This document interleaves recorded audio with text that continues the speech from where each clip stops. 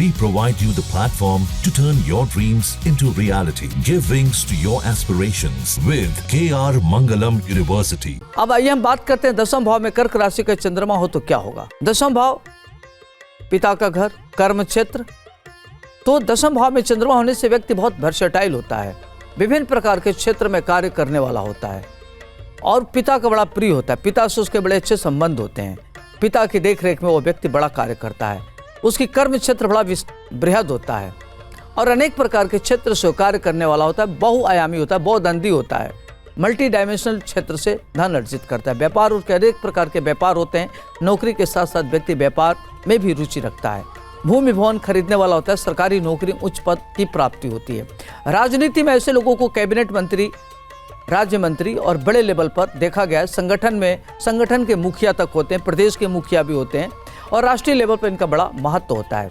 देश विदेश की यात्रा करने वाले होते हैं और ये बड़े दूरदर्शी होते हैं, विजनरी होते हैं। अपने विजन को कार्य रूप में करने वाले होते हैं, कार्य रूप में परिणत करने वाले होते हैं।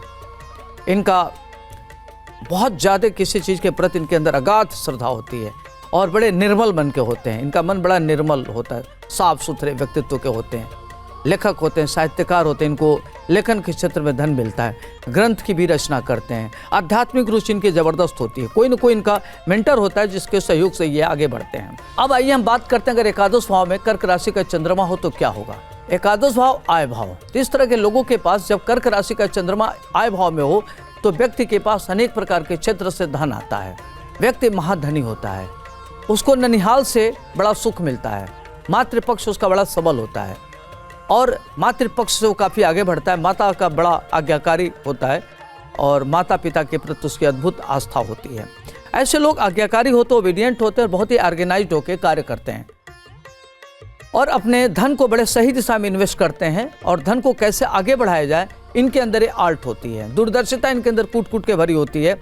मंत्रणा बहुत अच्छी देते हैं। इनकी संतानें बहुत अच्छी होती हैं और अपने मेहनत के बल पर धन अर्जित करते हैं। ये काफ़ी संघर्ष करके आगे बढ़ते हैं, कभी किसी चीज़ से घबराते नहीं। प्रतिकूल परिस्थिति में इनके हौसले बढ़ जाते हैं और शत्रु और विरोधी के बीच में ये काफ़ी महान उन्नति करने वाले होते हैं। धन की इनकी स्थिति अच्छी होती है। देखा गया किस तरह के लोग धन धान से युक्त होते हैं, संपूर्ण प्रकार के सुख को प्राप्त करने वाले होते हैं। मातृपक्ष से काफ़ी इनको लाभ मिलता है और ये लोग बड़े संवेदनशील होते हैं, दूसरों की मददगार होते हैं। दूसरों की मदद में इनकी बड़ी अच्छी भूमिका होती है। अब आइए हम बात करते हैं कर्क राशि का चंद्रमा अगर 12वें भाव में हो तो क्या होगा। तो कर्क राशि का चंद्रमा अगर 12वें में हो तो आदमी बड़ा संवेदनशील होता है, लेखक होता है, पुस्तक लिखता है, ग्रंथकार होता है।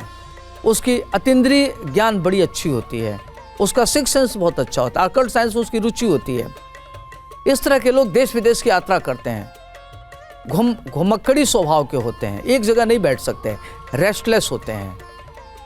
बिना वजह, बिना बात के अपने शत्रु बहुत बना लेते हैं। शत्रुओं के बीच में रहते हैं। शत्रु इनके बहुत ज़्यादा होते हैं। शत्रु से या कारण भयभीत रहते हैं। इनके मन में इनसिक्योरिटी की भावना होती है।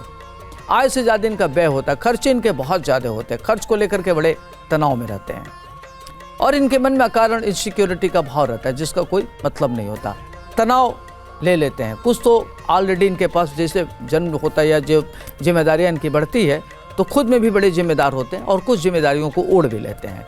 तो देखा जाए तो काफ़ी हेल्पिंग नेचर के होते हैं, सहयोगी होते हैं और लोगों की मददगार होते हैं। खर्चीले स्वभाव के होते हैं। खर्चीले स्वभाव के होने के नाते इनके पास धनाभाव होते हुए देखा गया है। तो आपने देखा कर्क राशि का चंद्रमा 12 घरों में क्या प्रभाव पड़ेगा, इसके बारे में मैंने आपको विस्तार से बताया। कर्क राशि चंद्रमा का अपना अपना घर है।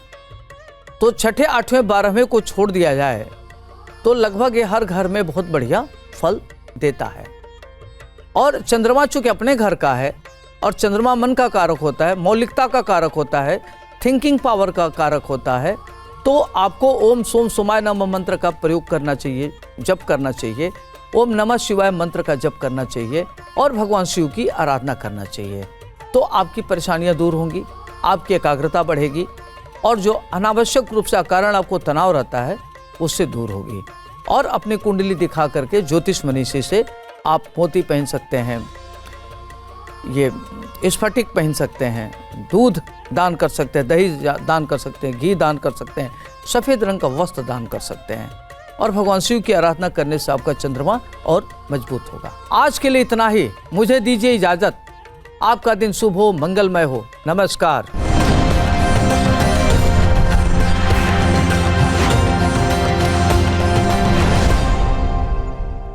जहाँ भक्ति है हर शब्द में, कथाओं में छुपे हैं दिव्य रहस्य और ज्योतिष देता है जीवन को दिशा। धर्म से जुड़ी हर बातों को जानने के लिए हमारे चैनल स्तुति को सब्सक्राइब करें।